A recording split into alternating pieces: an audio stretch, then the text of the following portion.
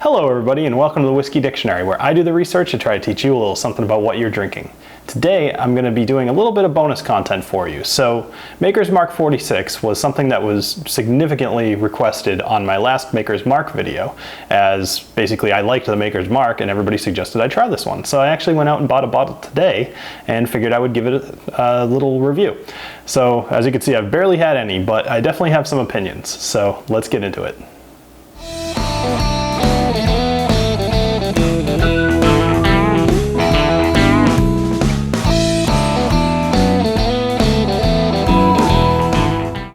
Normally during this part of the video, I talk about the distillery. However, I've already discussed that in my previous Maker's Mark video, so I'm just going to stick with the whiskey here.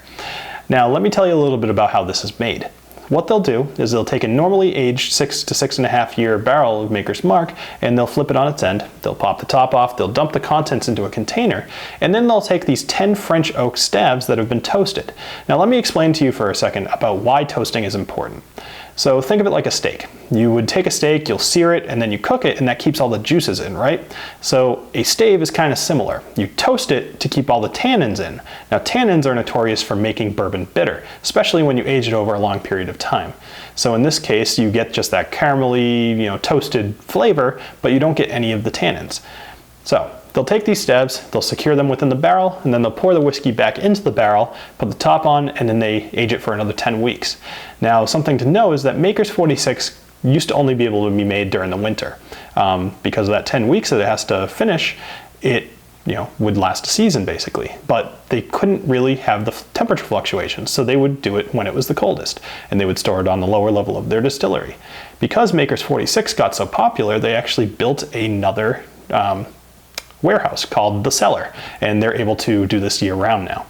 Now, one more thing to address is you're probably wondering what the 46 is. So unfortunately, it's nothing super interesting. It's just the profile number of the amount of toasting and heat temperature fluctuation that the stabs get at that in order to make this whiskey. Now, they tried many different ones, and 46 was the one that they liked the most, so thus Maker's 46. All right, that does it with the whiskey. Let's go into the nosing and the tasting. With the nosing and the tasting of this, it's important to remember that this is based off of Maker's Mark. So it's going to have a very similar flavor profile and nose as it did before. So let me just put up what I had last time. Now let's see if we can add to that list. So let's start with the nosing.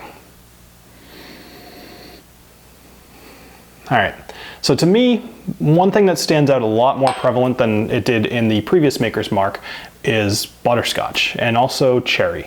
So neither one of those I think I even bothered mentioning last time. So in here, they're much more prevalent. I'm sure that's coming from those French oak stabs. This also smells a bit lighter. Weaker's not the right term, but it's almost as if things blended better. It's more of a connected smell. All right, let's go ahead and go into the tasting because I've personally been waiting for this. Cheers.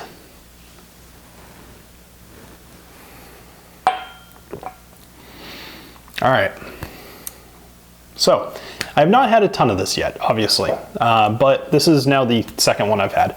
And I can tell you that the taste is consistent at least. So there's a couple things I'm picking up in here that I didn't get in the original Maker's Mark. That butterscotch definitely carries over into the taste. And actually the cherry gets a little bit more prevalent than it did in the previous one as well. And a lot of the other flavors that you're getting of everything that I said last time, which I'll put up once again, the vanilla is kind of coming out again, a little bit stronger this time. So I'm gonna guess that that's coming from that caramelized wood. I mean, it would be an obvious choice, but that makes a lot of sense if you think about how toasted oak tends to produce more of a caramely vanilla flavor. All right, so that does it for this episode of the Whiskey Dictionary.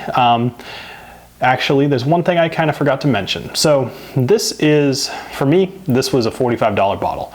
Normally you should be able to get this for around $40. Now, a Maker's Mark bottle of similar size would be about $30. So you're gonna pay about $10 more. Is it worth it? I would say this is worth it in that it's good to have kind of like a day-to-day in your Maker's Mark and kind of a special occasion, which would be the 46. So if you want something like that, I would suggest buying this, but even at $40, this isn't just like a clear cut, definitely buy it to me.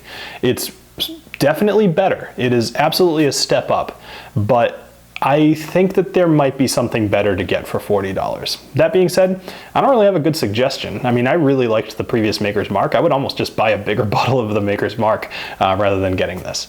Anyway, that's my suggestion. That being said, I'm gonna enjoy every drop of this, so hopefully not just today.